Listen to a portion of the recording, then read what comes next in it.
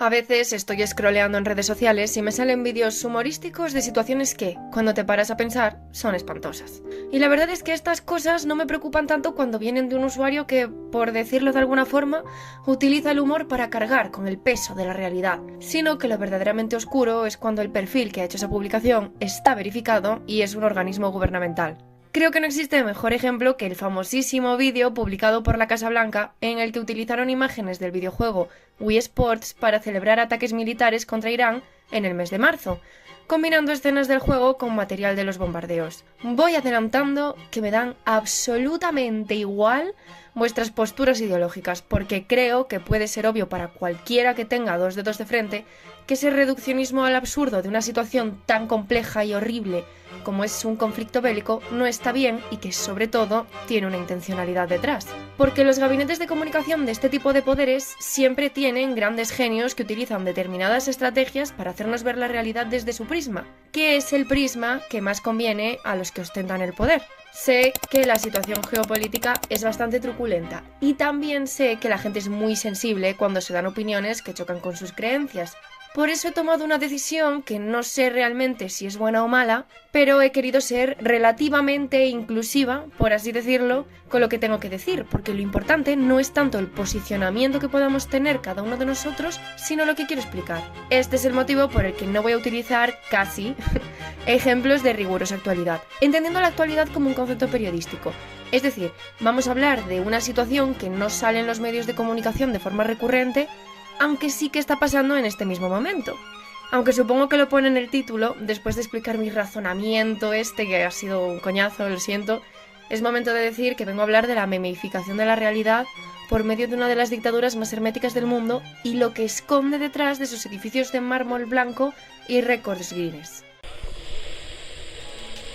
Pero para poder entender la memificación, primero tendremos que preguntarnos qué es un meme, que es algo que jamás había pasado por mi mente hasta que leí el libro Memes en la cultura digital de Limor Shipman. Resulta que el término meme nos puede hacer viajar en el tiempo hasta 1976, año en el que el biólogo Richard Dawkins lo utilizó en su libro El gen egoísta. ¿Qué era para ese señor un meme cuando la primera página de internet no era ni un pensamiento y no nacería hasta más de una década después? Pues bien, nuestro amigo biólogo se preguntaba por qué hay una serie de comportamientos que se repiten entre sociedades a pesar de no tener ningún sentido desde el punto de vista evolutivo. Es decir, ¿por qué todas las civilizaciones tienen arte o la idea de Dios? Pues aquí es donde entra el término meme, que sería como un gen pero de transmisión cultural. Para que nos entendamos, un concepto que se propaga de persona a persona, ya sea por el hecho de copiarlo o imitarlo. Este es literalmente el único contexto en el que podemos decir que la religión es el meme por excelencia sin que nadie pueda decirnos nada. Pero Dawkins no se quedó aquí, sino que también estableció que necesitaba un meme para difundirse con éxito, señalando así 3 propiedades indispensables que se vieron potenciadas con el nacimiento de Internet. La primera es la longevidad, y en la red toda información se guarda de forma indefinida. La segunda es la fecundidad, entendiendo esta como el número de copias que se hacen de algo, cosa en la que Internet también es perfecto. Y finalmente está la fidelidad de copia, o sea, la precisión con la que se pasa esta información, y realmente Internet puede evitar pérdidas en la transmisión. A diferencia de un rumor que cambia al pasar de boca a boca, un vídeo digital se mantiene idéntico aunque lo vean 1.000 millones de personas. El problema no es que el mensaje cambie, sino que al ser tan fácil de copiar y pegar, lo sacamos de su contexto original para convertirlo en un chiste. La copia es fiel, pero nuestra interpretación es la que se vuelve absurda. Ahora la pregunta que tenemos es, ¿cómo hemos pasado de un biólogo hablando de genes a una foto de un gato con subtítulos? Pues todo empezó en los 90, concretamente en 1993, cuando el abogado Mike Godwin se dio cuenta de que Internet era el laboratorio perfecto para las teorías de Dawkins. Godwin formuló lo que hoy conocemos como la ley de Godwin, esa regla que dice que cuanto más se alarga una discusión en Internet, más probable es que alguien mencione a Hitler o a los nazis. Pero lo interesante es que él no soltó esto como un chiste, sino como un experimento para intentar controlar cómo se propagaban las ideas en la red. Fue la primera vez que alguien llamó meme a un comportamiento digital que se replicaba sin control de foro en foro. Y este término ya se asentó definitivamente cuando en 1996 nació el primer meme visual, que es el Dancing Baby.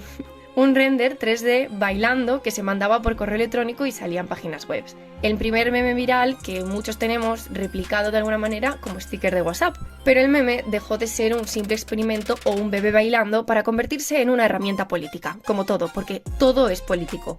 Según Limor Shipman, los memes no solo son chistes, sino unidades de cultura digital que nos permiten participar en una conversación global. El problema es que en esa conversación la velocidad y el humor son más importantes que la precisión. Y es aquí donde empiezan los problemas, porque si puedes convertir un régimen dictatorial en un meme, has ganado la batalla por la narrativa antes de que nadie pueda leer un informe de derechos humanos.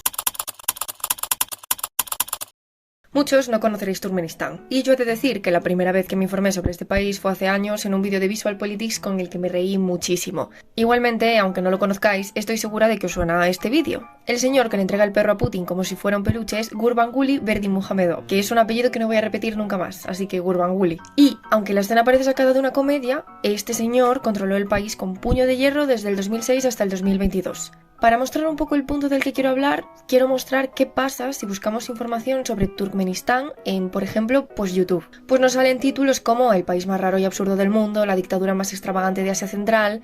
Ojo, yo no he visto todas estas horas de contenido, no planeo hacerlo y tampoco es un ataque para quienes las han subido porque yo haría literalmente lo mismo. Solo quiero usarlos para enseñar un poco lo que es verdaderamente famoso de Turkmenistán. En este caso, pues las excentricidades de sus dirigentes políticos que tienen el objetivo de quitar del ojo público todo lo demás. Y es que si el mundo piensa que eres un payaso inofensivo, nadie se preguntará qué está pasando en tus cárceles o por qué tu población vive bajo un apagón informativo digital total. Pero bueno, vamos a tener un momento de tregua porque yo me reí con aquel vídeo de Visual Politics y realmente la ostentación de este país es bastante graciosa. Sobre todo porque el punto de este vídeo no es que tú no te puedas reír de las cosas que suceden, es saber que tienes derecho a poder reírte, pero también derecho de conocer todo el contexto posible. No destaco por ser muy graciosa, pero bueno, tío, pues no haber venido, ¿sabes?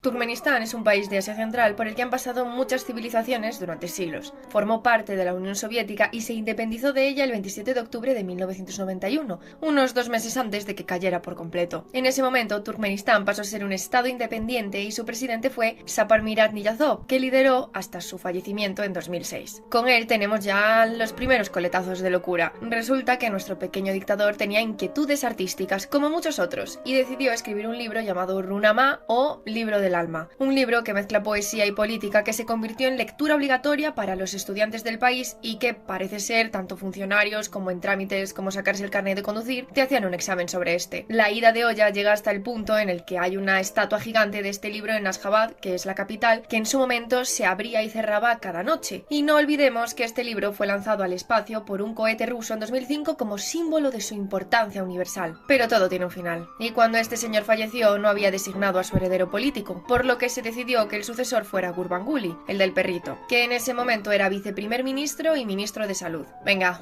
¿lo estás deseando? Pregúntame si cambió algo. No hace falta porque ya te lo digo yo. Sí, el Runama dejó de tener tanto peso, la estatua esa dejó de abrirse y cerrarse, y se encargó de que borraran las menciones a Niyazov en el himno nacional, entre otras cosas, ¿no? Ojo, no borró a Niyazov porque fuera a cambiar su forma de gobernar, solo lo hizo para ocupar él mismo todo el protagonismo, porque Gurbanguly no es otra cosa más que una diva. Pero lo más interesante de este señor es su obsesión por los récords Guinness. Tienen el récord al mástil de bandera más alto del mundo, que ya fue superado por otros. Tienen también el del mayor número de fuentes en un espacio público. En 2011 se llevaron la corona por la estrella arquitectónica más grande, de 3.200 metros cuadrados. En 2013 ganó su premio más famoso, que es el de que Ashgabat es la ciudad con el mayor número de edificios de mármol blanco, 543 concretamente. Pero bueno, también tienen la noria cubierta más grande del mundo, el mayor número de ciclistas circulando en línea recta o la mayor cantidad de personas cantando a coro. Pero sin duda, personalmente, el que más me gusta es de cuando salieron rumores de que este señor pues había fallecido o simplemente estaba enfermo y el tipo, pues como es una persona sensata, dijo voy a emitir un comunicado. No,